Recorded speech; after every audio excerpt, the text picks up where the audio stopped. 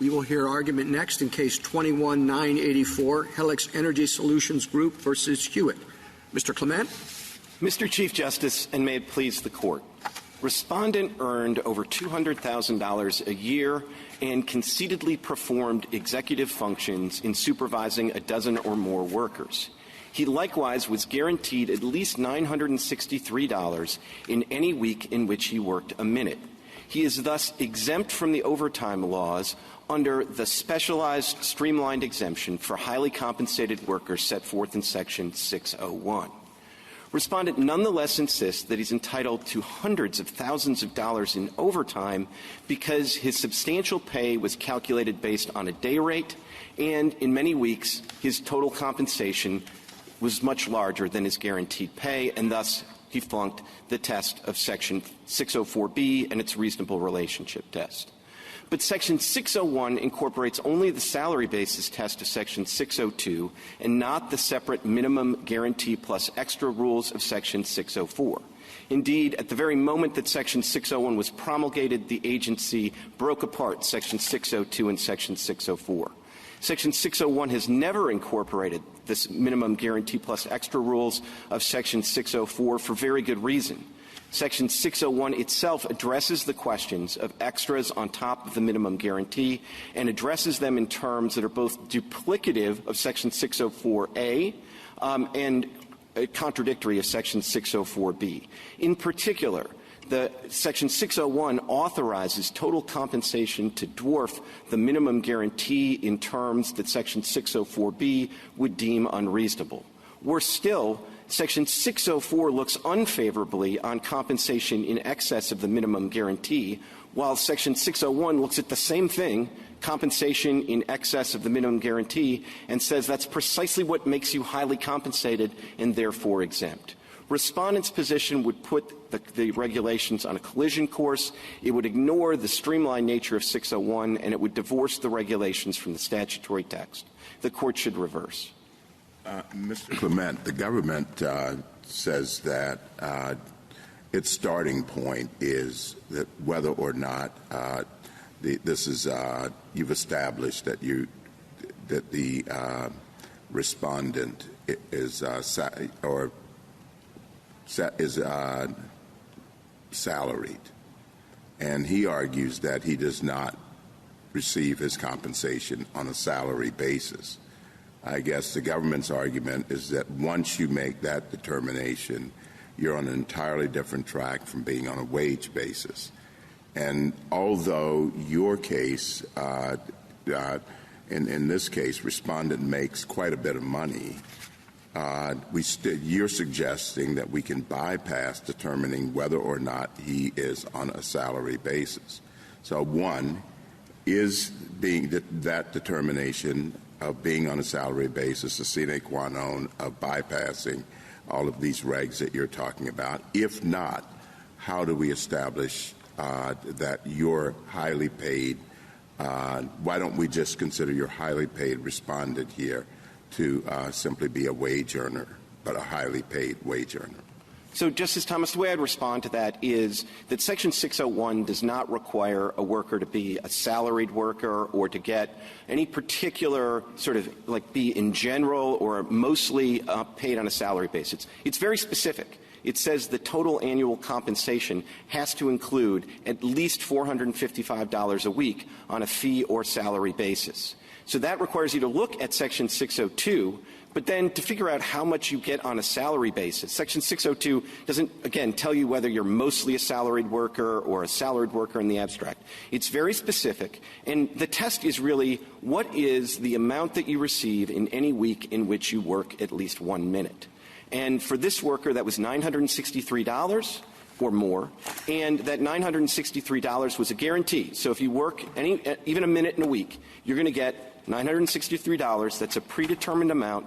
That satisfies what the only requirement vis-a-vis a salary basis in Section 601, which is that your total annual compensation include at least $455 on a fee or salary basis. Counsel, so I don't read the regulation that way. So can you help us to understand why you are saying that the amount is the only relevant marker of the applicability of 601. I thought it said that the person's total annual compensation must include at least $455 per week paid on a salary or fee basis. And then we have a separate regulation, 602, which I thought at the beginning you conceded applied. Maybe I misheard you, but I thought you said that 601 incorporated 602's salary basis test. Am I right about that? You're right about that, Justice. All right. And so salary basis, I think, then becomes the question. And what it means to be on a salary basis under 602 is not just some sort of minimum level of compensation. In fact, the $455, I think, doesn't even appear in that section. In fact, when it talks about what it means to be paid on a salary basis, it appears to be looking at the predictability and the regularity of the payment, not the amount. So, but the predictability it's looking for is the guaranteed amount that you know you will get paid at a minimum if you work a minute in a week. No, I don't think so. And let me tell you why. Isn't the predictability that they're talking about and the regularity that they're talking about the total amount that you make in a week? So that, for example, a salaried employee is one who you could conceive of as being eligible for direct deposit, that it's someone who knows at the end of every week the predetermined amount that they're going to make, whereas Mr.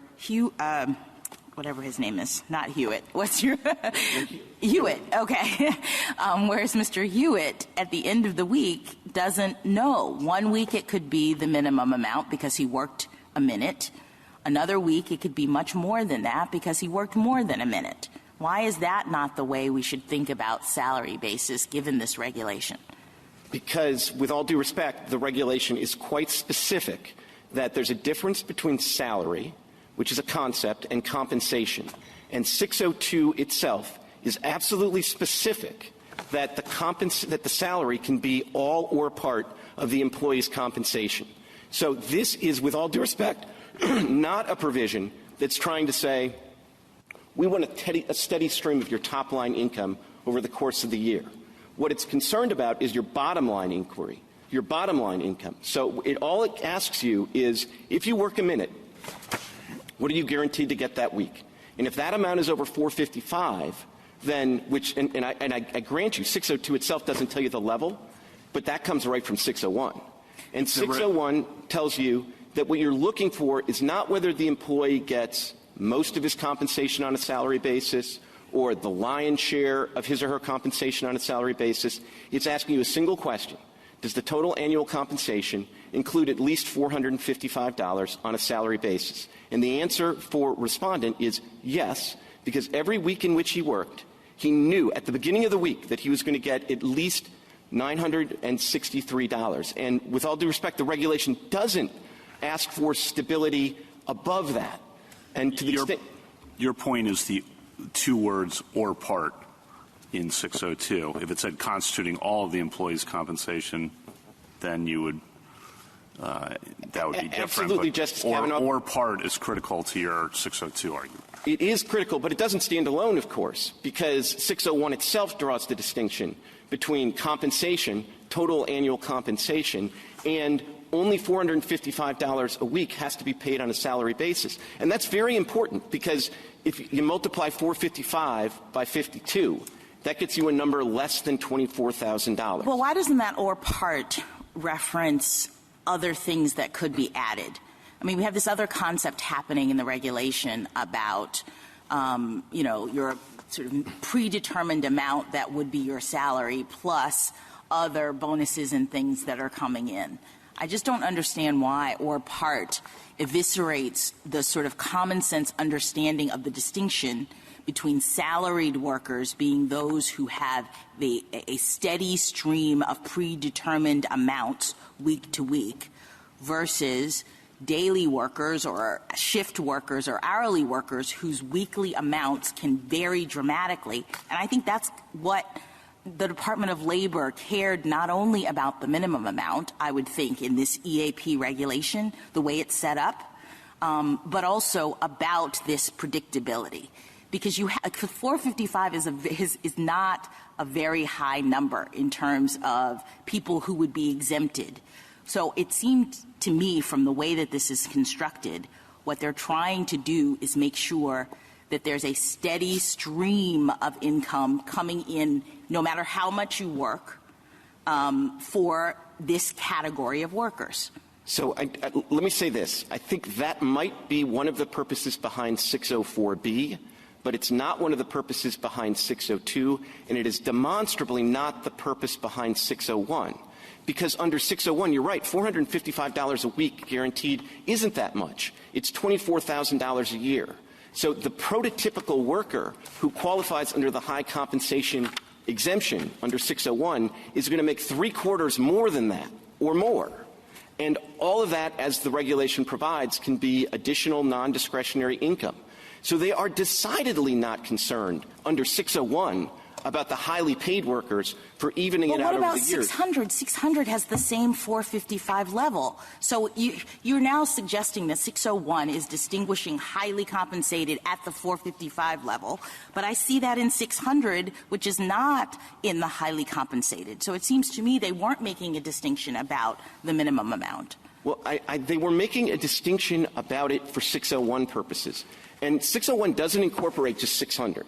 It's got its own language. It's slightly different. I'm not going to make a big deal out of the difference, but 600 says that the person's salary is their compensation is they're compensated on a salary basis, where 601 simply says it includes $455 a week paid on a salary basis. But what's so significant about 601 and sets it apart is that the prototypical worker who is covered by the exemption is making $100,000 or more. Yet all the regulators cared about is that the base be $24,000. Mr. Clement, salary basis. I think of salary basis is what am I paid for the week? I think of fee, what am I given as an amount? I think of hourly or shift in their ordinary meaning. What am I paid for the hour? What am I paid for the day? Your reading of this takes out basis completely. You're thinking that if I work an hour and get the minimum, that's my salary.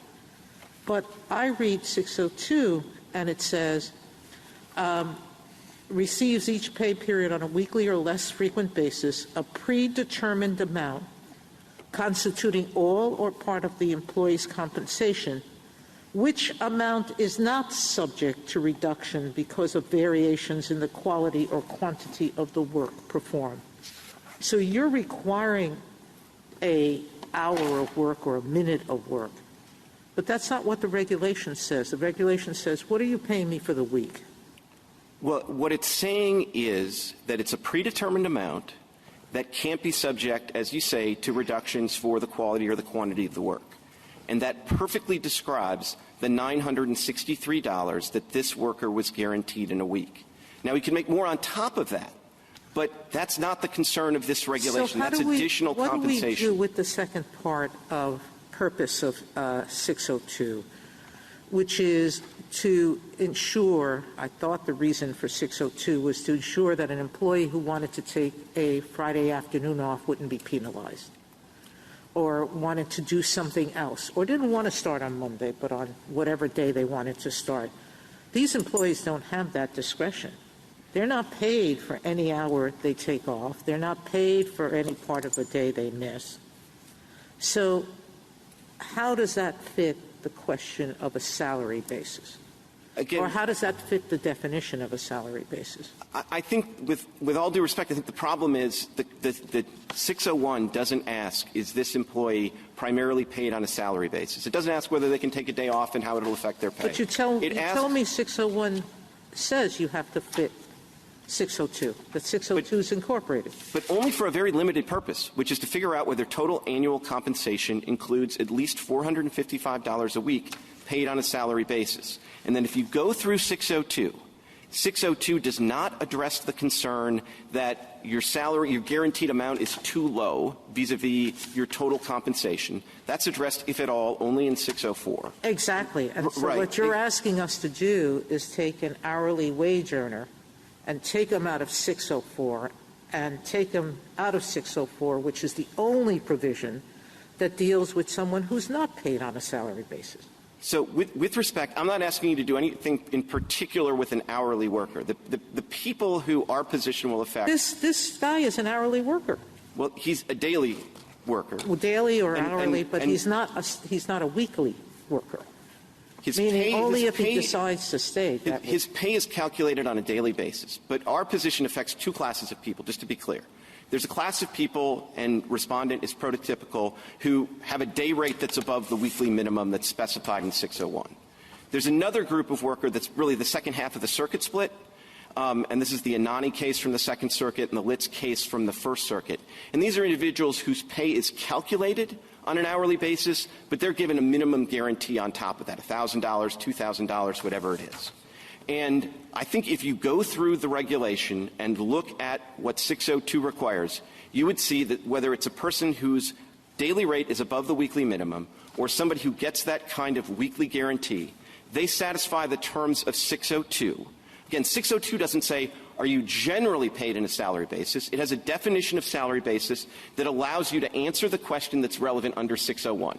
I'm not sure I get it, Mr. Clement. So 601 sends you to 602 because 602 tells you what salary basis means. We can all agree on. Okay, but can I just stop you to say? Not but really. It's okay. So what does salary basis mean according to 602? And 602 is a clunker of a sentence, right? So you have to read it pretty carefully. But there's this language here which says on a weekly or less frequent basis. And the question is, should we understand it the way I think Justice Sotomayor was understanding it, is the predetermined amount calculated on a weekly or less frequent basis, in which case he doesn't get it because his pay is calculated on a daily basis.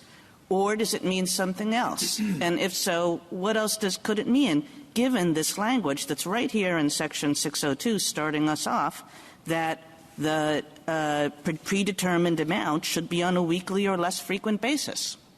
So, Justice Kagan, the sort of frequency of the basis or week is not modifying calculation, which is not a word that appears in 602 at all. It's modifying the word received, which happens to dovetail perfectly with the word in 601, which is paid on a salary basis. Yeah, so I think that's what this depends on is what is the weekly basis modifying? Is it modifying the predetermined amount, or is it modifying the receipt? That seems right to me. Well, this is a clunker of a sentence, but I would think, given all the different ways that this regulation uses the idea of weekly basis, daily basis, et cetera, hourly basis, et cetera, that what this regulation is talking about is how is your pay calculated? Is it calculated on a daily basis? In which case, you can still be exempted because you can go to 604 and be exempted, but you don't fit under Section 604. So if a daily basis, you can be exempted under Section 604.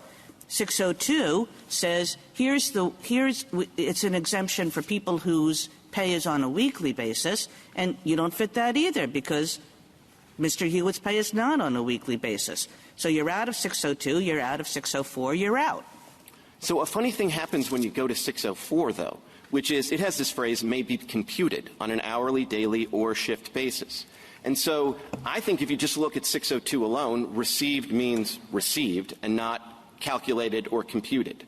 But I think that inference is strongly supported. This is not an agency that didn't know how to use the words computed or calculated.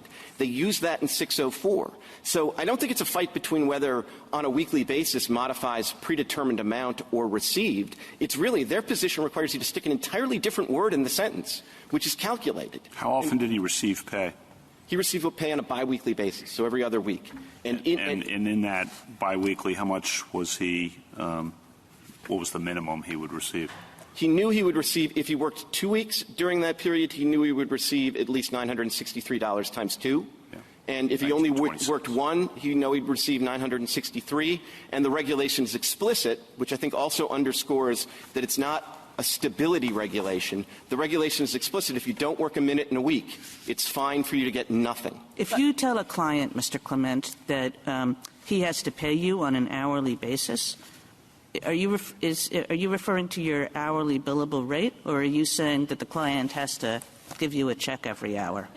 Well, I would probably mean that he needs to ultimately pay me, but if I tell him, right. but if I told him I need to receive. It has nothing to do with the receipt every hour. It has something to do with, in the end, when he pays you, every 2 weeks, every month, every year, it's going to be on an hourly basis. That's exactly what this regulation says. If I'm providing legal services to somebody who I think is on the verge of bankruptcy, I might well tell them, look, I need to receive the money every day. So I think the key word is receive. You might tell them that, but then you would say considerably more. You would not just say pay me on an hourly basis. You would say, really, I mean that you have to give me a check on an hourly basis. And if you don't say that, everybody knows that an hourly basis means you're getting paid X dollars, you fill in the blank, per hour. I respectfully disagree. I think you're giving insufficient weight to the word receive. If I told the client, I need to receive on an hourly basis $600, boy, I'm probably not going to get that client because that's a pretty, tough demand. But I think if I use the word receive, I'm making clear I need to receive it. And again, this dovetails perfectly with 601 because 601 says paid on a weekly or fee, rather on a salary or fee basis. So from the perspective of the employer, it's what you pay. From the perspective of the employee, it's what you receive. Mr. Clement, can I ask you about the relationship between 601 and the rest of the EAP exemption regulation? Your question presented suggests that it's standalone, and you use that term. And I was a little concerned about it because when I look at the structure of the entire regulation, when you start at the beginning, at its title, it says this is defining and delimiting the exemptions for executive, administrative, professional, computer, and outside sales employees. It doesn't say highly compensated employees. When you look at the subparts of the regulation, they have a subpart for executive, a subpart for administrative, a subpart for professional, a subpart for computer. There's no subpart for highly compensated. And the government says highly compensated is actually just a subset of these other categories. It is the fact that, a person who is in each of these other categories, with the exception of computers, has to be paid on a salary basis. And some of those people are going to be making much more than the $455 minimum. Those are the ones we'll call highly compensated for the purpose of 601 and allow them to have this shortcut through. So can you talk a little bit about why it is, first of all, does Mr. Hewitt satisfy any of the other parts of this regulation? You home right in on 601. And how are we to understand that this is really about the kind of employee who, in my view, would have the regularity and predictability of a salary versus what some people have called the kind of eat what you kill dynamic, that you only get paid when you work and not a dollar more? So, Justice Jackson, first of all, I think you're right to say that the highly compensated workers exemptions is one way to qualify for the statutory exemption for executive, administrative, and professional employees. And you know that from the structure of the statute. Ultimately there's a statutory exemption. But there is pretty clearly from the regulations two different ways to qualify for the statutory EAP exemption. One way is to do it through the executive exemption, the administrative exemption, and the professional exemption, which is 551.100, 551.200, 551.300. But there is an alternative way to qualify for the EAP exemption under the statute, and that is Section 601. And it is the thing that is streamlined and different. Now, we know that from the text of the regulation itself, which talks about being exempt under this section. Yeah. And we know it from if you go back to the very beginning, 551.0, when it explains how this whole thing works, it goes through the various subparts, and then it describes subpart G, which is about salary, and it says that generally tells you what the salary requirements are, but then it also provides an exemption for highly compensated workers. Okay, but let me comment. I have two questions. Would you answer the argument on the other side that the interpretation that you are offering us would have very deleterious effects on lower compensated workers? So I don't think this would have any deleterious effects on lower compensated Your workers. interpretation of 602. Yeah, it would not have any negative effects on lower compensated workers, because if you're a lower compensated worker, you would still have to satisfy 604. And our principal argument, really the question presented here, is that if you're a highly compensated employee, all you have to satisfy is 602, and you don't have to go to 604. So there's no effect here, really, on lower compensated workers at all. They still have to comply with Section 604. And I think, to the contrary, the problem with the government's position here is in their own reg. In 601 subsection C, it says that high compensation is a strong indicator of exempt status. But the government seems to forget about that. But the point is, I mean, if you look at 604B, it's a somewhat puzzling provision, because it's a provision that says that we don't want you to make too much money in addition to your minimum guarantee. So if you're guaranteed by salary $24,000 a year, if you make up to $12,000 in extra, that's okay. But if you can make $24,000 in extra, that's not okay. And that's puzzling enough on its face to me, because I personally prefer to make the extra 24 instead of the extra 12. But I guess what they're concerned about there is there may be some misclassification with lower compensated workers, and so they need to police that. But the reason you don't need to police that for highly compensated workers is what the government itself tells you on the face of the reg, which is high compensation is a strong indicator of an exempt status. Second question. At the end of its brief, the government says, look, you can – they say we understand that the situation of employees who work out on these oil rigs is different, but you could just alter the pay structure. It's pretty easy to alter the pay structure to avoid the result that you want to avoid here. Are they right about that? I mean, they are right that it is possible to change the pay structure, but I think it's revealing. I mean, one of the options they give us to change the pay structure is we have to up the minimum guarantee to something like $4,000 an hour, so that the minimum guarantee has a certain reasonable relationship to the additional compensation. But if there's one thing I thought that the regs were pretty clear about, is that all the total annual compensation had to include was $455 per week paid on a salary basis, not $4,000 paid on a salary basis. So I think their alternative way of doing this just shows that they are really deviating from what the regulation applies. And, of course, nothing we can do prospectively to change things is going to avoid massive, massive windfalls. Mr. Clement, how does your view of this deal with nurses?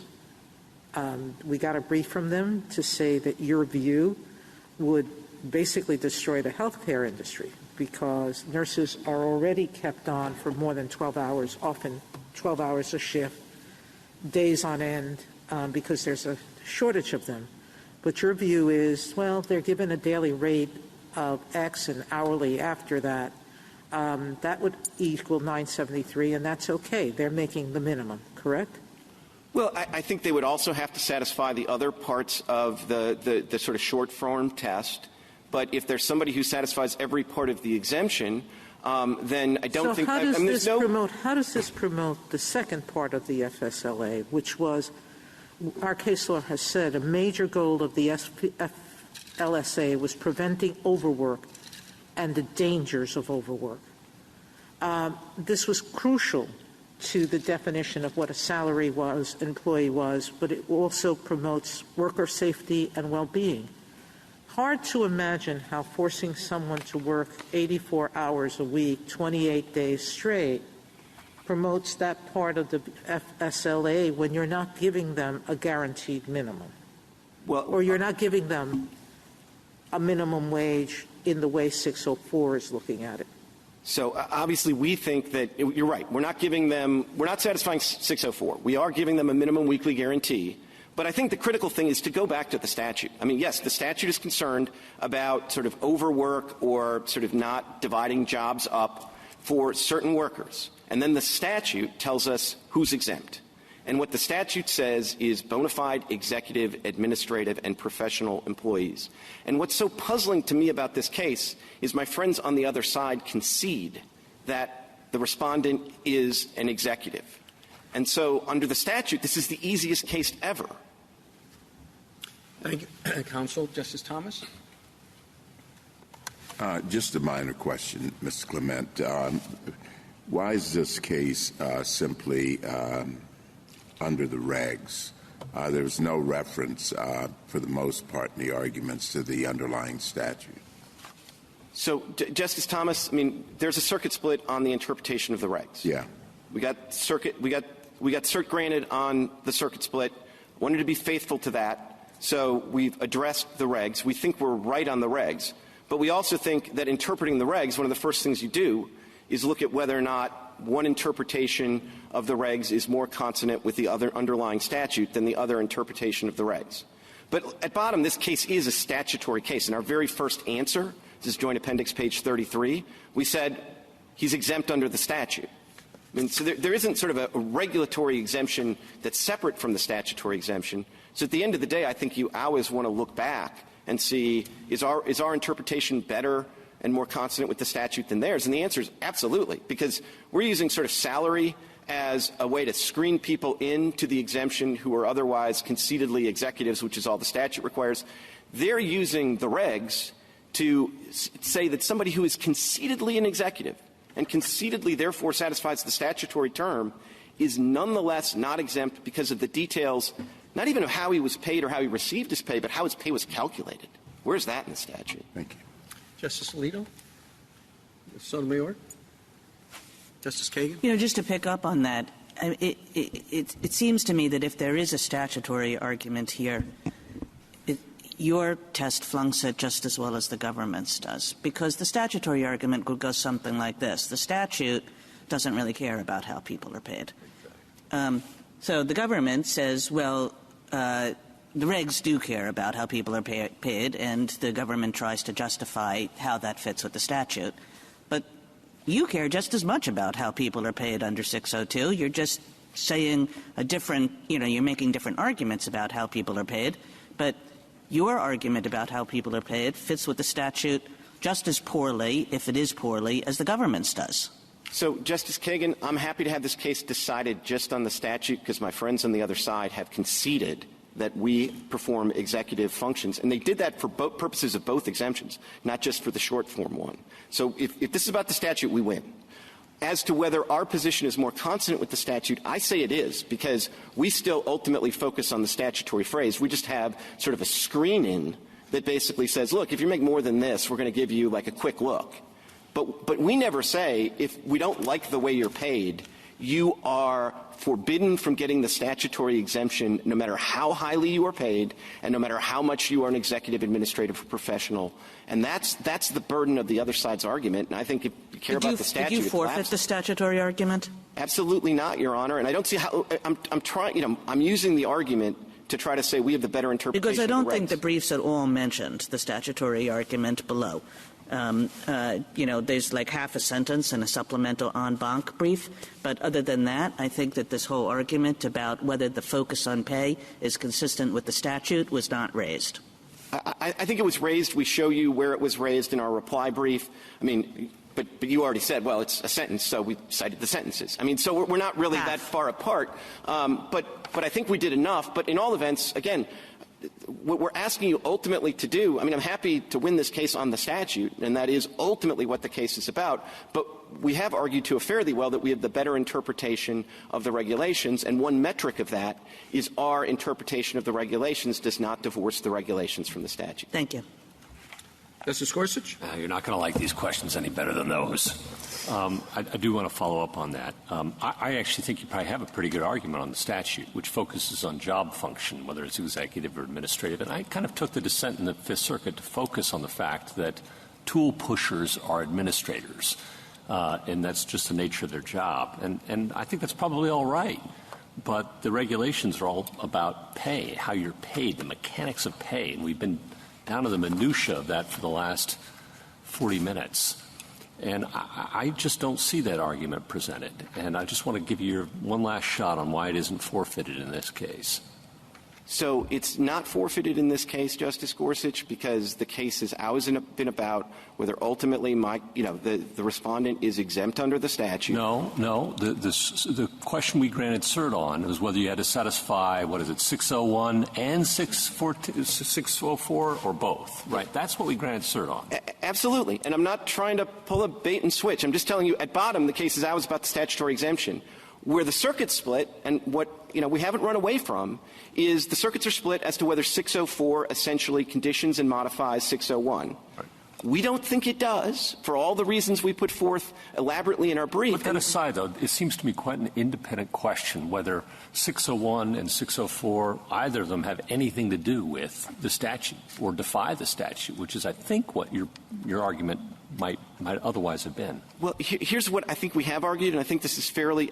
Our argument is if 604 is not incorporated, then 601 is more consonant with the statute than if 604 is incorporated. Okay, I understand that argument. I understand that's before us. Okay, and with respect to that, I told you you're not going to like any of these questions. You're not going to like this one either, okay? The circuit split we took up was whether you needed to satisfy just 601 or both 601 and 604. Okay. You've heard a lot of questions today about whether you even meet 601. And let's say you don't, okay? Let's say you don't. And you lose right out of the starting gate. And so the circuit split isn't even implicated.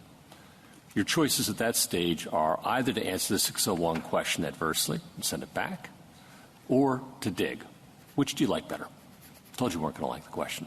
I mean, I would prefer that you just answer the question, because I don't think there's a basis for dig. And I think if you look at the cases on the other side of the circuit split, you will realize that there is no difference about whether we satisfy 601 versus those cases. Because all that's different in those cases. No, I understand you think you're going to win on 601. I got it. Let's say you lose on 601. Would you rather that? Would you rather hear that answer, or would you rather a dig? I'd rather hear we lose on 601, but the statutory question's still open on remand. I don't know if it is or not. I mean, you didn't raise it here. That much I'm pretty sure about. Because there wasn't a circuit split on the statute. No, I know. You wouldn't have gotten here. But in fairness, I mean, if there's an embedded premise that somehow this is different from the First Circuit or the Second Circuit case, I do want to address that, because those cases involve the same basic issue, which is somebody whose pay is calculated on an hourly basis, which is a concern of 604, but have a weekly guarantee, so they're going to get at least $1,000. I got okay, so if Judge Winter's wrong too, and we're wrong, and then you should tell us we're wrong. Okay. You shouldn't dig it, because there's still a circuit split. Got it. Thank you. Justice Kavanaugh? On the statutory point, you obviously have a strong argument that the regs are inconsistent with the statute, but say it's not, that precise question's not before us. Is that being litigated somewhere? I think there may be a case that litigates that. I don't know all the details of it, and I don't know whether it's focused on it. May why be on, is that not being litigated somewhere, I guess? Because my understanding is that there's a lot of litigation going on about this topic, and it seems a pretty easy argument to say, oh, by the way, or maybe, let's start with the fact that the regs are inconsistent with the statute, and the regs are therefore just invalid across the board to the extent they refer to salary. Yeah, I think again, I don't know the details of it. I think there's a case that maybe attacks 604B just on that basis, but it's not quite the same issue here. But, I want to be emphatic about this. I do think there's a difference for the statutory inconsistency argument with 601 as we interpret it and either 604B. Yeah, I'm not challenging that. I'm just saying if it's not here, if the statutory argument's not here, I'm sure someone's going to raise it because it's strong. Well, you just asked about it, so somebody definitely will raise it now if they weren't already. Yeah, well, the second point, to follow up, you got a sentence in to Justice Alito, but if this were just about how the salary's paid by these employers, if going forward you could change it to weekly, and that might have some cost, but I thought this whole thing was a lot of class action lawsuits with massive retroactive liability going back a lot of years. Is that? That's absolutely right. So the question of notice comes in on that. Exactly, and that's been a recurring consideration in this court's cases. I mean, Christopher, integrity, staffing, the whole line of these court's cases. And it's one thing, I mean, if the government had clearly articulated this position, A, it probably would have been challenged on statutory grounds immediately, but B, the industry could say, okay. I mean, some of this is kind of perverse because one of the things you can do is convert them all to hourly, which isn't going to make them feel like they're really executive, administrative professionals. I mean, they're probably happier the way it was. But in all events, the notice point is hugely important, and it's particularly important with respect to the highly compensated employees, because if you're talking about a universe of people that are getting paid over $100,000, if there was a foot fault on the overtime calculations, the amount of liability is going to be huge, whereas if you're talking about the people that the statute really cares about, the people who are only making $35,000 or $40,000, if you blow the overtime calculation for them, the amount of damages is going to be much smaller. So it would really be perverse here. And I think, obviously this was a factor in this court's Christopher's decision when the sales reps were making $70,000 a year, the respondent's making 3 times that much. Thank you. Justice Barrett? Mr. Clement, I just want to clarify the nature of the concession. You said you went on the statute because the other side has conceded that your client was executive administrative professional. Was that the concession? Because, then it's clear you went under the statute. Or was the concession that he performed some administrative duties? So, I mean, to be clear, and my friends will, I'm sure, be even clearer, but the concession was that he satisfied all of the duties under 541.100. So he satisfied the long form of the duties test for an executive. That's what the concession is. Now, they are going to tell you that, no, salary is, a sense, part of the duties test, and so you don't really qualify for the statutory exemption, not because of your duties, but because of the way your pay was calculated. So they're not going to say they're not going to say they conceded to everything that they think the statute requires. I think they've conceded to everything that I think the statutory requires, because I read that statute and I don't see anything about salary, certainly not as a disqualifying factor. Well, it's my understanding that the point of the regs, and the statutory question is not before us, but that the Secretary of Labor was permitted by the terms of the statute to define what it means to be an EAP in a bona fide way, so that employers don't manipulate job descriptions to evade the requirements of the Act. Well, and that does bring us back to the regulatory question, because, boy, is that not a concern for people that are getting paid $100,000 and more. And why do we know that? Don't take my word for it. Look right at the regulation. It says high compensation is a strong indicator of exempt status. So, I mean, if you think about it, like, one way to think about the question here is what's better for workers that are being paid $100,000 or more? What's a better indicator that they're a bona fide executive? The fact that they're being paid $100,000 or more, or the fact that their minimum guarantee is no more than 2/3 of their total compensation? Well, I agree with you. The result is counterintuitive here, but the labor didn't exempt altogether highly compensated employees. And I guess at the regulatory point, the thing that I have trouble getting past is in 604B, putting aside 602, 604B refers specifically to employees' earnings being computed on an hourly, daily, or shift basis, saying, no, they can still be paid. That doesn't defeat their, payment on a salary basis. So it's kind of like a specific controlling the general here. This specifically refers to how your client's pay was computed. But a couple of points on that. I mean, another way to look at this is the specific thing controls the general is whether you're paid more than $100,000. So I don't think you can decide this case on the specific controls the general. And then if you're trying to break the tie, which specific is sort of more specific or more persuasive here, then you look to the other factors, which is the statute expressly incorporates 602, but not 604. 602 is labeled salary basis. 604 is labeled minimum guarantee plus extra. That's really important because Section 601 itself doesn't address salary basis independently. It does it by cross-reference. But it does address the issue of minimum guarantee plus extra. And it duplicates 604A because it says minimum guarantee plus extra, hunky-dory.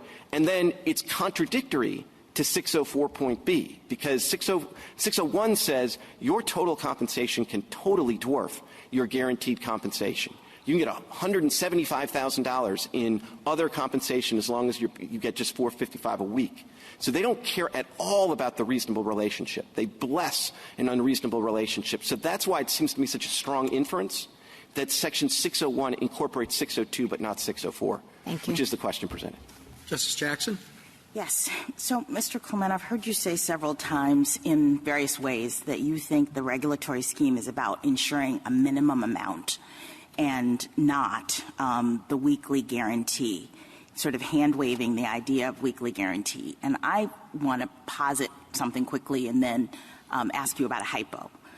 I want to posit that 602 in the salary basis is actually parallel to 604 in that they're both ensuring the minimum weekly amount. Under 602, you get it in the form of a salary, predetermined, coming to you no matter how much you work. Under 604, if your setup is not that, if you're not set up predetermined amount coming in weekly, the regulation guarantees that you still have this minimum weekly amount through 604. All right, that's how I see it. And let me tell you why I think it matters. Because the regularity of a predetermined amount is how people pay mortgages. So I don't know, or it doesn't really matter that he might get $100,000 over the course of the year. What he has to know is how much is coming in at a regular clip so that he can get a babysitter, so that he can hire a nanny, so that he can pay his mortgage. It's about, I think, the predictability and the regularity of payment. So let me ask you this hypothetical. We have a nurse who does the covered functions and makes $455 for a 12-hour shift. That's about $38 an hour. Some weeks, this nurse is called in for one shift and makes the $455. Some weeks, he's called in for 4 shifts and makes $1,820. He doesn't know because of the way his situation is set up. He doesn't know from week to week how much he's going to make. It just depends on how many shifts his supervisor asks him to work. And all that's guaranteed is at least one shift, right, for the predetermined amount of $455. So some weeks he makes that. Some weeks he makes more. But if he doesn't work any shift, he doesn't get anything. I think that under your theory, as you've articulated it, he would be a salary basis worker and would not be entitled to overtime for the weeks that he does the 4 or 5 shifts. Am I right about that in terms of how you have set this up? So I think you're basically right, but can I just add a couple of thoughts to that? One is the statute doesn't talk about whether you're a salary basis worker, at least not 601. I know. I'm talking about the regulation. We're setting aside for the moment the statute. If I said the statute, yes. I misspoke. The regs don't care that you're a salary basis worker. They care, 601 in particular cares that your total compensation includes $455 per week paid on a salary basis. So I actually agree with you that the thrust of 604 is to ensure that there is a certain regularity of the minimum amount that you are guaranteed to make every week. Wait, I'm sorry. How could you say that 601 doesn't care if you're a salary worker? What is the meaning of paid on a salary basis? If it didn't care, it would just say your total amount of compensation must include at least $455 a week. But it then includes the words paid on a salary basis, and 602 tells us that being paid on a salary basis means a predetermined regular amount. I think the only disconnect is when you – I don't think it cares whether you're a salaried worker, because when I hear salaried worker, I think, well, that must mean that's where you get most of your pay. All it cares about is whether you are paid at least $455 a week paid on a salary basis. And those are different things because I'm sorry. So if I'm a light bulb. So you're saying the minimum amount has to be the regular thing coming in. Exactly. All right. Exactly. But how does that solve for my problem in terms of understanding that the agency and to some extent Congress could care about the variability that keeps people from being able to do other things in their lives? pay a mortgage or whatever. Like, it matters whether you are in a situation in which you're only paid for the amount that you actually work versus you know that you have a predetermined weekly amount coming in. I think what matters for paying your mortgage and most other things is what's the minimum you're going to have guaranteed coming in. It's not whether you make if you got an $800 mortgage on the payment, size of your mortgage, right? right? Right. But here's the thing. I mean, I do think Congress cares and the regs care about the minimum. So you can make your $800 mortgage payment with your $963 guarantee. But it's very clear that 601 for the highly compensated workers doesn't care about the variability of your total annual compensation. And one of the reasons is the catch-up payment. It says you can have a catch-up payment. It can be a huge catch-up payment at the end of the year. And it creates sort of a safe harbor. So somebody that, they thought was going to make $100,000, but they had a bad year, they're only making $50,000, they can have a big payment at the end of the year. That's not consistent with a concern about stability on the top line. It is still consistent that you get at least $455 every week paid on a salary basis. Thank you, counsel. Mr. Sullivan? Mr. Chief Justice, and may it please the Court, for over 80 years, the FLSA has made two things clear. One, a bona fide executive must be paid on a salary basis. And two, a pure daily rate employee is not paid on a salary basis. The highly compensated employee regulation requires payment on a salary basis. There's only two ways to get there under the regulatory scheme. The first is Rule 602, the general rule. And the second is a special rule for workers who are paid on a hourly, daily, or shift basis. There are a number of textual, historical reasons why Helix is unable to meet the FLSA's general rule. You can look to the first two sentences as fantastic. There has to be an amount earned. That amount earned has to be a predetermined amount. That predetermined amount has to be fixed on a basis in time, and it is under the regulation, a weekly or less frequent basis. Mr. Hewitt was paid on a daily basis. Mr. Clement, my friend, just said that he was paid on a daily basis. It's conceded at the Joint Appendix 113. Daily basis is more frequent than weekly basis. The next sentence of 602A says that the full salary has to be paid without regard to the day's work. Mr. Hewitt was paid with regard to the day's work. And there are several other reasons throughout the text. Now, even though Helix cannot meet the general rule under 602, the Department of Labor provided a special rule under 604B for hourly, daily, or shift employees. Maybe they can meet the salary basis. But Helix concedes they can't satisfy that section. They disclaim that they should even be of use to this section, which was made to help employers. That concession is telling because it's meant to avoid sham salaries. I welcome the Court's questions. Do you think this is your client's salary is a sham salary? I don't believe my client received a salary at all. He was paid on a day rate. If they call that a salary, then it is a sham. Because do you think his compensation was a sham? I think it would be only a sham if they called it a salary, which it is not a salary. And difficulty is just for the average person looking at it. When someone makes over $200,000 a year, they normally think of that as an indication that it's a salary, and you certainly don't normally think of someone making $200,000 a year as a day laborer. And so that's you've got this ill fit. If you were talking about $20,000 a year, people would say that makes sense. And I think that's the difficulty that you're having. And a point that Mr. Clement made, the regs say that's their own Department of Labor's regs say that's an indication that you are highly compensated executive. So I don't know. I think your difficulty is just the visual. And for you to say that's not a salary to the average person is a difficult Your Honor, challenge. Your Honor, I take your question, obviously, in great faith. 601C, which they're referencing, does say that, look, high pay is a strong indication even of exempt status. And I don't disagree that that's the regulation. But to be in the capacity of a bona fide executive, which is what the statute requires, but it doesn't define, the statute doesn't really define it. That's the difficulty.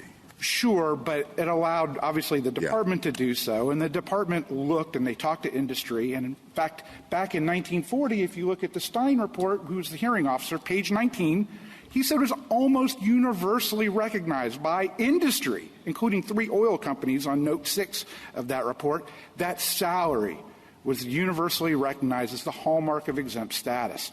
There's a reason that it's not just a concession on duties. Yes, I conceded that Mr. Hewitt that Helix could otherwise satisfy the duties test. But there are 3 tests that the Secretary implements, all to be for their statutory directive of who is a bona fide executive. And the most important of those tests is the salary basis test. They did not pay him that. And I'd like to make... Can I stop you there on the salary basis test, 602? Yes. Because the key word is receives. That's the first key word. And then the second 2 key words are or part. So on receives, it doesn't say computes or calculates as it does in 604. It says receives each pay period on a weekly or less frequent basis, a predetermined amount constituting all or part of the employee's compensation. My understanding is he received every other week at least $963. Is that accurate? Yes. Okay. Why doesn't that answer the 602 argument? Okay. Under 602, the receives means the employee has to actually get it. What does he have to receive? He has to receive the predetermined amount. What is the basis of the predetermined amount? It has to be on a weekly or less frequent basis. Where do you get that? A predetermined amount constituting all or part of the employee's... And 963 is part of his compensation, and it's more than 455, and he receives it every other week. Sure. Your Honor, what I do is I take what the Department of Labor says all or part means. And that is to look at Rule 604A, because all or part of an employee's compensation, a salary or a wage, isn't the only thing that an employee gets. For example, a salaried employee might get a bonus at the end of the year. A salaried employee might get a commission. And so what the Department of Labor said is there are instances over and above the minimum guarantee that an employee may earn that's all or part of the compensation. That doesn't destroy the salary basis. But if we're talking about time worked within the work week, within the normal work week, that is not, that's based on time. The department in 604A gives an example that says time-based extras beyond the normal work week. I guess I'm missing. Just focus on 602. Oh, I'll go back to 602. You have a separate 604 argument, and deal with that. But on 602, it says receives, not calculates, and it says part, and he receives every other week.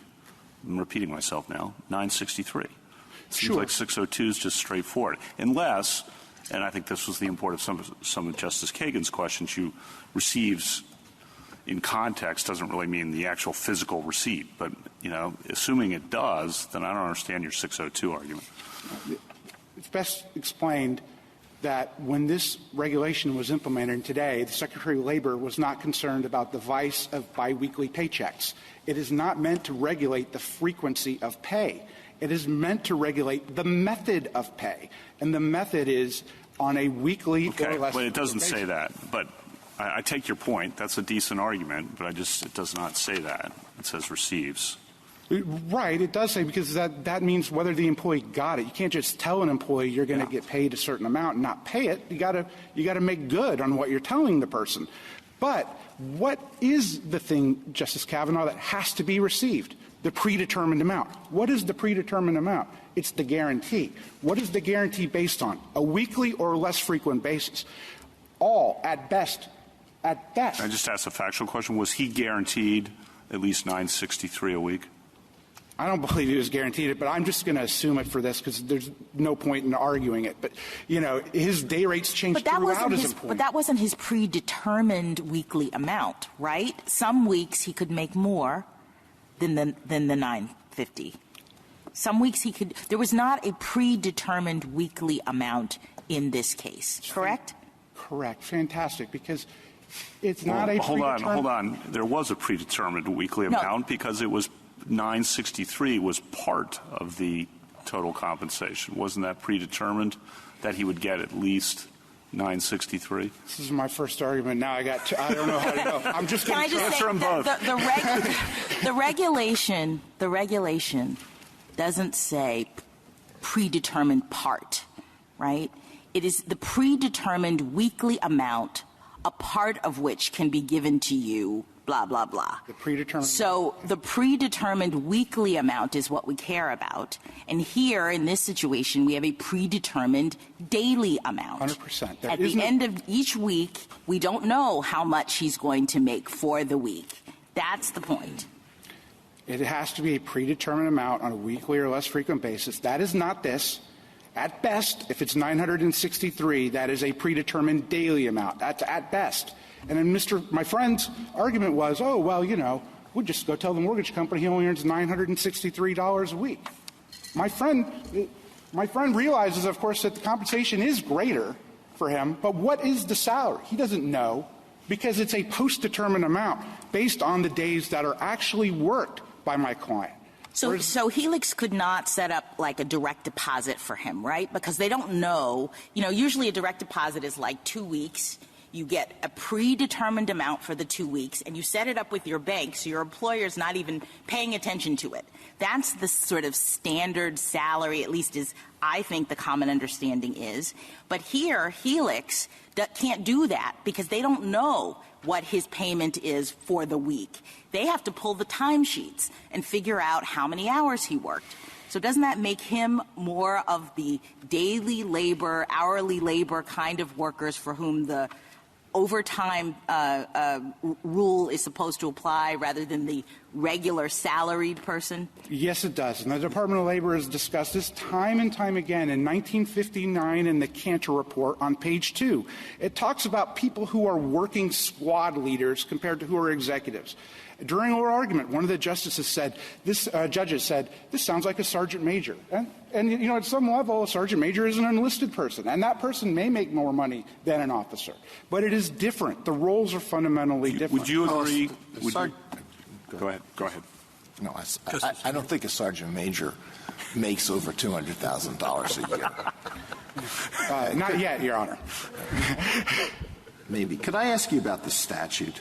Yes. If we interpret that in accordance with the way the terms would have been understood by ordinary people when the FLSA was enacted, it says that the overtime rule shall not apply to any employee employed in a bona fide executive, administrative, or professional capacity. Yes. You told somebody, okay, here's an employee who's going to make over $200,000 a year, or whatever the equivalent was back then, and the person is going to supervise other employees. Is that person employed in an executive, administrative, or professional capacity or not? What would the answer be? The answer should be, and I would assume would be going back in time, no, because that person is not paid on a salary basis, which was almost universally recognized back then to be, as you said in Christopher, Justice Alito, in the functional, what's the character? Capacity is the dictionary definition, was the character. Okay, and that goes beyond. Okay, I get your argument. So you're saying it's not the ordinary meaning of these terms. It's a specialized meaning. They're terms of art. Executive, administrative, or professional capacity in this context have a special meaning. That's your argument. It may be a good argument. Well, I certainly hope so. But plus, if you went back in time to 1949, a little before my time, but I would actually think that people would say, that's the big boss. Big boss gets paid a salary. Right? They know what that guy gets paid. It's only the CEO? It's not the head of a division? I've had a lot of jobs. The person who's telling me what to do is usually who I think of as the only executive is the top person?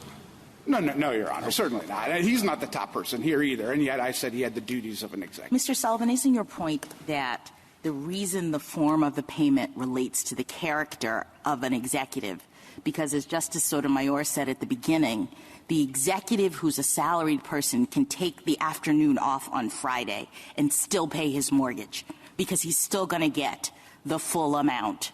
The difference is that when someone is not a salaried worker, they have to work each hour or each day to get the payment. And I know it's a minimum amount, says Mr. Clement, that he gets for each day that he works, but he still has to actually work it. He can't take the afternoon off. That's the difference between the executive characterized person and the person who would otherwise be a daily worker, even if that daily worker makes a very high amount. That is correct. An executive is given latitude to their time that the daily wage worker is not given. I mean, does somebody who's out working on an oil rig have the option as a practical matter to take the day off? I'd like to take the day off and play golf. Bring the helicopter out here to take me back to the mainland so I can play golf. Maybe not that, but you know what they have the right to do? Maybe their kid's playing a soccer game on shore, and they can watch it over the internet. But they're not going to be able to do that if that means that you can't work that day. Okay, no, I understand that. I mean, as fascinating as this microscopic examination of the particular terms of these particular regulations are, I am also concerned about two other things, and they may cut in different directions. One is the effect of this on lower income workers, not people who are making $200,000 a year. And the second is how you think the energy industry should structure the pay of these people who work out on oil rigs in order to comply with your understanding of the regulations. First question was, how does this impact lower workers in the right frame? It certainly is not Helix's argument, because if a paycheck that's over some minimum equals a salary, that means every hourly, daily, piecework employee is lost under Rule 602, and they now might be a salaried employee, which means that the company will argue if they have the duties and the rest, but it ruins the salary basis test for lower income workers. But another reason, if you let a company make a minimum guarantee and pay them the rest, and you call that a salary, well, you're only giving salary protections against the deductions to the minimum, but not to the rest. Like if there's jury duty, if Mr. Hewitt had a 5-day work week and the first day is only guaranteed and the rest of the week he had to go to jury duty, it means the company is just perfectly allowed to deduct because they're going to say it's the minimum that's protected, not the rest. Mr. Clement answered that my friend answered that question, maybe so. With respect to Your Honor's second question about the oil industry, first, yes, there are methods of complying. I'm primarily a management lawyer. There was multiple ways that they could have been within the regulations. They chose not to do so. What are those ways? Something like what the government outlined at the end of its brief? Certainly. I mean, yes, they could pay them an hourly wage if they wanted to with overtime. They could, as the government said in the last page of their brief, issue a guarantee. The Fifth Circuit said $4,000. The government said $4,600. But the point of that is to approximate that the compensation received by Mr. Hewitt would have been something close to a salary, as opposed to what it actually was, what we all actually know what it was, a day rate paid by the day, which is not a salary under the statute, under the regulations, under any compensation scheme. That's not what we have here. Okay, on 602, sorry to go back to it. Justice. Can a worker with a salary basis, on a salary basis, make extra in his or her paycheck for commissions or bonuses or what have you?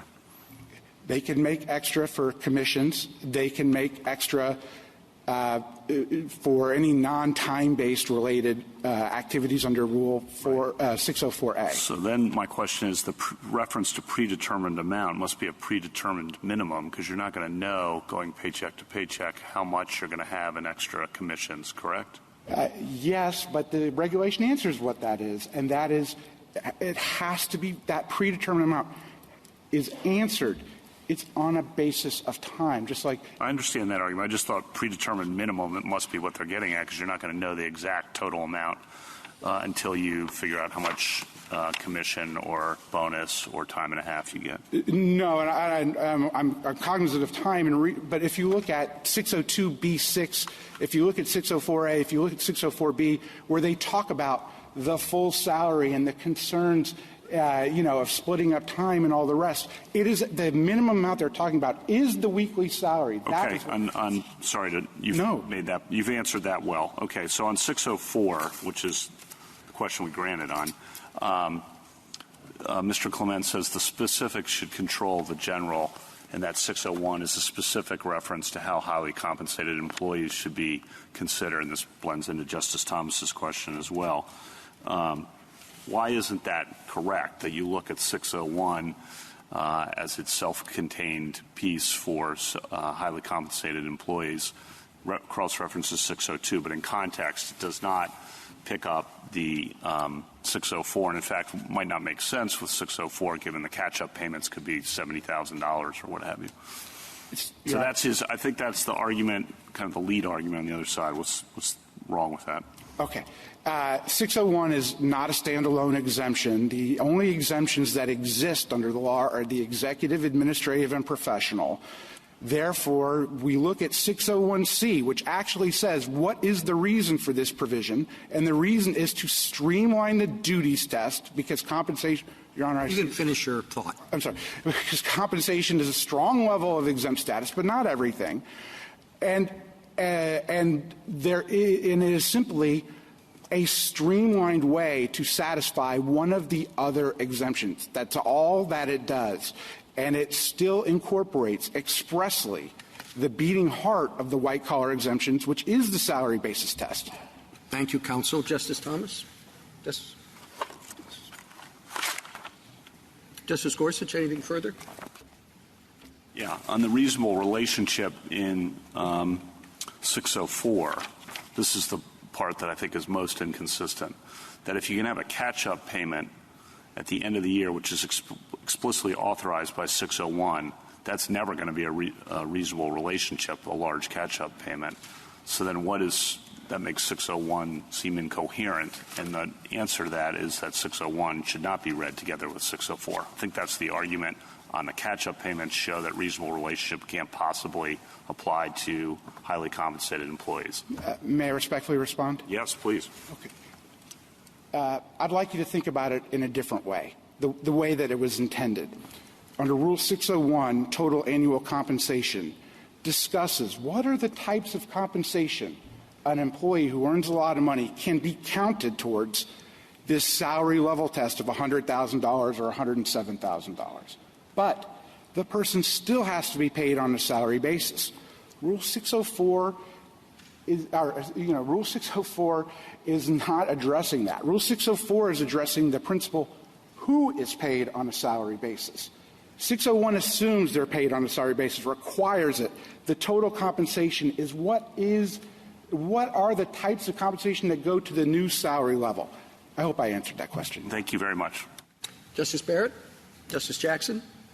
Thank you, counsel.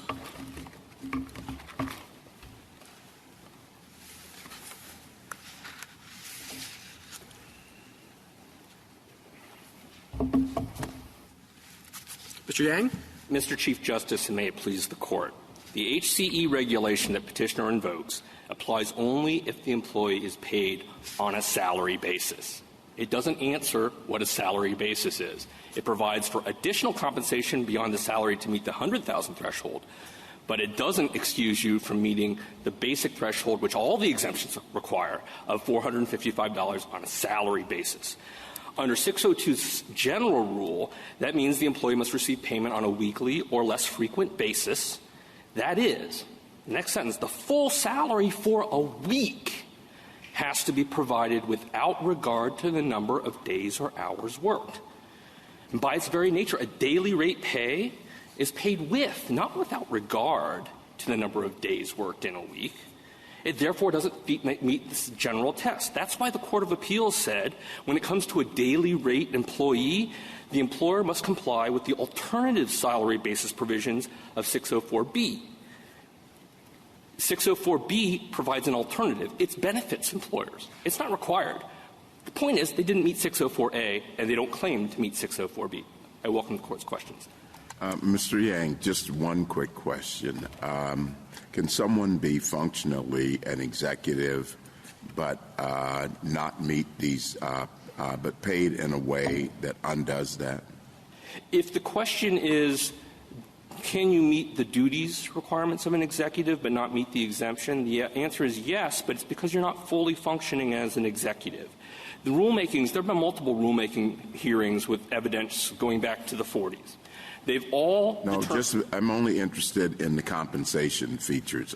Let's say the first year a person is salaried at $50,000 a year, or basically $200,000 as we have in this case.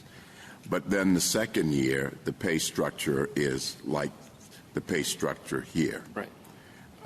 Does that person who was an executive in year one with a $200,000 salary cease to be an executive in the second year because of the pay structure? The answer is yes, because they're not a bona fide executive. And let me explain why. What were they the first year? Oh, no. In the first year, if you get a $200,000 true salary, like they split $200,000 into 52 and you get that every week, regardless of how much you work that week, that's a salary.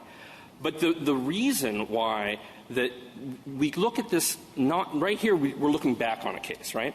But the employee has to look forward. The employee at the beginning of the week doesn't know if you're paid on a daily basis how much you're going to be paid. But if you're a salaried employee where your compensation is on a weekly or less frequent basis, you know you're going to get X amount for a week.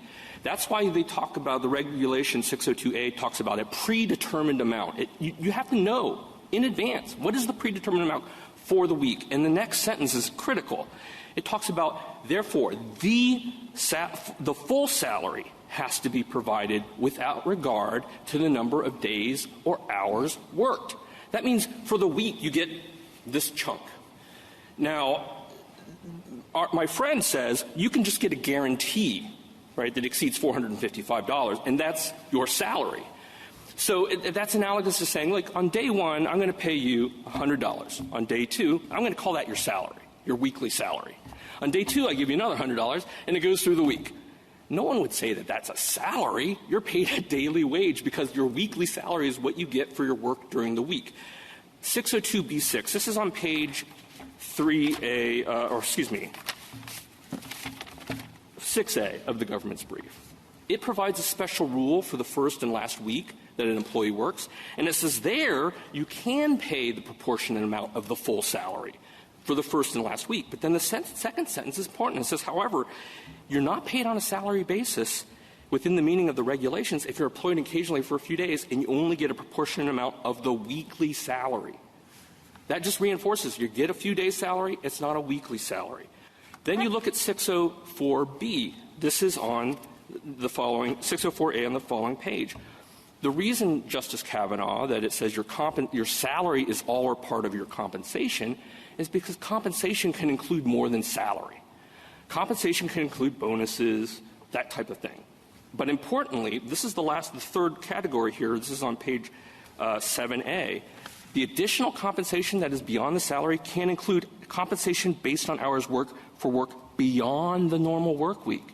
So, for instance, if you can get paid if you normally work 40 hours a week, for hours 40 to 50. But for the first 40, that is your week. That has to be a weekly salary. Mr. Yang, I'm sorry, but and I'm sorry to refer back to the statute, but right. I think it is significant. I gather that the statement, the concession or not, concerning executive duties was not that the individual was an executive, but that he performed executive duties. That's my understanding. Do you know, is the nature of the work he did divisible in some way, that you could say these are executive duties but these other ones are not, or is performing executive duties what he does? Well, there are certain things that he does that, and again, because it wasn't disputed, this wasn't fully fleshed out in the record, but there are certain things that meet the duties requirements. However, but do you have any idea if that's like 90% of his work or 80%? That is not in the record, and I don't have any independent knowledge of that. But Your Honor, I think what's important is that Congress said that a bona fide executive is subject to exemption. And then it gave the power to the Department of Labor not only to define that term, but to delimit the term. That's broad authority that the court's already recognized as broad authority. And when they did look at what constitutes an executive, one of the critical things, this is almost unanimously, almost universally agreed in all contexts, that they're paid on a salary basis. Why? Why is executives paid on a salary basis? Because it reflects the autonomy and discretion that the executive has to manage his or her own time. The employer vests that discretion. It's not like you have to show up on Monday and I'll give you $1,000. You're paid for the general value of the time. That has a real-world impact. You know, well, but pay predictability is important. If I get $500 a day, it matters to me whether I'm going to get $2,500 a week or maybe just sometimes $500 a day, because my life I have to organize to know, am I going to just only have $500 a week? Well, but we heard earlier that the most significant characteristic of an executive is the amount of pay. That's actually not quite correct. I'd like to point the court to the... What's not correct? That's not what it says, or that's not what we heard earlier? That's not what it says. At 2A of the government's brief, this is the highly compensated exemption. And if you just compare it on page 1A, that's the executive exemption. The executive exemption requires three things. You have to be paid $455 a week on a salary basis, first two requirements. And then there are three duties tests you have to meet. You have to meet all of them. Look at 601. 601D1 says, with respect to the total compensation, it must include at least $455 a week on a salary or fee basis. That parallels exactly the general requirement for the executive. All it says is you have to meet that part of the executive. The difference for the highly compensated employee is that you can get a relaxed duties test. Instead of meeting all three of the requirements, you can meet just one duties requirement. But that comes only if your total compensation, which has to include your salary, but it can include these other things, right, exceeds $100,000. And that's why the ratio that you were concerned about is completely – it's a different ratio. About that, let me ask about that. Sure. Interrupt you. I'm sorry. You can be a highly compensated employee by getting $30,000 in guaranteed and a $70,000 catch-up, correct? $455 a week. The $30,000 has to be paid on a salary basis. Paid on a salary basis, so you receive it. Each week you're getting, let's say, say $500 a week. Okay. Say $500 a week. Yep. Okay. And regardless of how much you work. Yep. Yep. And then you get a $70,000 catch-up. Yep. That qualifies you as a highly compensated employee, correct? It would. It would. Now, the catch-up is not salary. And here's the inconsistency that I think the other side raises, and you may have an answer to this. But that is explicitly authorized by 601. The $30,000 plus the $70,000 catch-up. That's explicitly authorized, as I understand it. Yeah. You can correct me if that's wrong, but I think you've agreed with that. But that's for compensation. Let me finish. Yeah, let me finish. And that would not satisfy, however, the 604 reasonable relationship test. But that deals with different things. Let me explain. Your compensation includes but is not limited salary.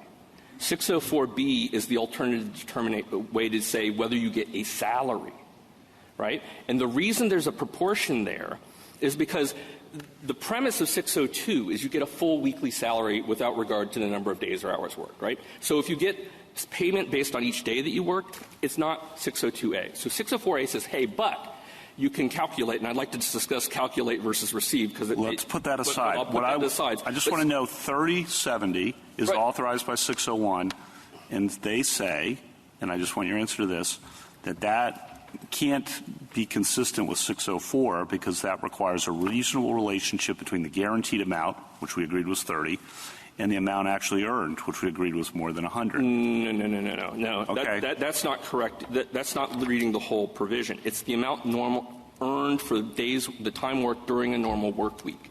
And then if you go further on, it says, no, this does not apply to things like bonuses.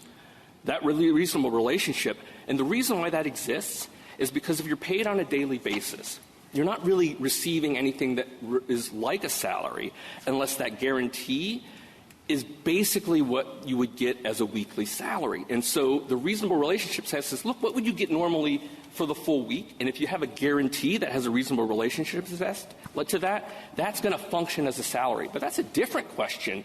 The second question for 601 is a second and different question, which is once you've established you're on a salary basis, you also have to show total compensation exceeding $100,000.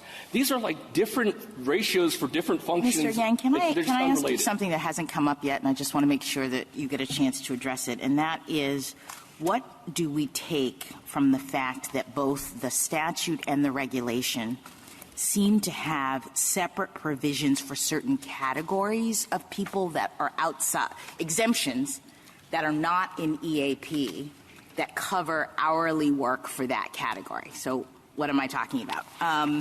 If you look at the statute, I understood that the statute had a carve-out from the FLSA rule for computer analysts.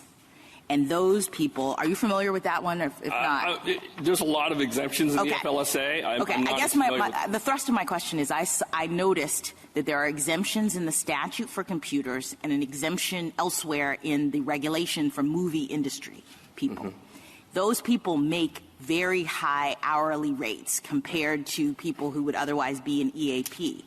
If petitioner was right in this case, why would we have needed those carve-outs? In other words, you don't. You wouldn't. Right. You wouldn't. The reason that there's I think the movie exception is just regulatory is useful because they petition for rulemaking saying in our industry there's no good way to actually pay a salary.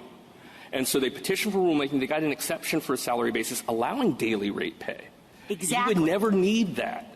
You would never need that if they were right about 602A. And the oil and gas industry could do the same thing, could they not? Well, they could. Whether they would get it is another issue. on the merits but if of they their say petition. if they're saying the nature of our payments and the way we're paid in this industry is not amenable to salaries in the way that you've listed it here, we need an exemption. Yep. Then they could potentially petition the way the movie industry did. They could. To get a separate. And the danger of my friend's argument is it applies not just to those who pay $200,000. It applies to people who make down to $24,000 a year. And if those hourly wage people are converted into salary basis employees, then there's going to be a whole swath of people who have vested interests. I mean, these are real people in the world that are going to lose their overtime. They're not going to be able to. I mean, and nurses are just one of the many examples of these people. And the reason that the whole highly compensated exemption is a red herring is because it just builds on the normal exemption, which builds on the normal salary basis test, and has a relaxed duties requirement, only a relaxed duties requirement, because it has the same salary basis requirement as the normal exemption. What do these exemptions do to Mr. Sullivan's argument that being employed in an executive, administrative, or professional capacity was understood at the time of the FLSA to require that a person be paid on a salary basis? If the secretary has the authority to say, no, we're going to exempt people who are not paid on a salary basis, that seems inconsistent. No, I don't think so. So let me give you an example. I'd like to talk about the compute versus received and also about paycheck frequency, but let me give you the example here in the regulations. For the executive exemption, that's the normal rule we've been talking about.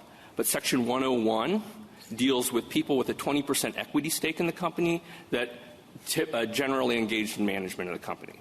Those people are exempt regardless of salary.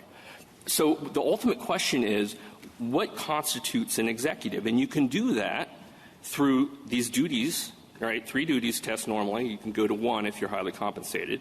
But you also always, regardless, for all of the exemptions, you have to be paid on a salary basis. And that's been a hallmark of executive discretion since the 40s. Thank you, counsel. Justice Thomas? Justice Alito? I don't think you've answered why you use receives in 602 Yes. and compute in 604. The reason why you receives on a weekly or less frequent basis in 602 is you actually have to receive it, right? The whole point of 604 is you do not have to receive the pay on a daily basis. The whole point of 604 is you get a weekly guarantee that functions like a salary. So if you only work 1 day, you don't receive daily pay.